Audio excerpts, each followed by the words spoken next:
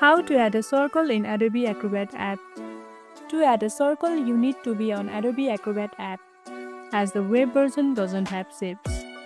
Start by opening your PDF in Adobe Acrobat app. Make sure your document is ready for editing. Click on Tools at the top, then select Comment from the list of tools. This will open a toolbar with several options on the left. From there, locate the Draw tool. Click it and the drop-down menu will appear.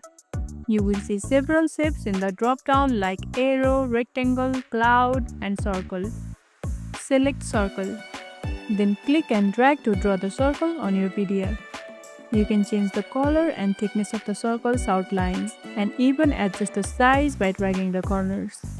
You can also fill your preferred color inside circle if you want. And that's how you add a circle in the Adobe Acrobat app. If you found this tutorial helpful, don't forget to like, subscribe and tap the bell icon so you never miss an update. See you in the next one.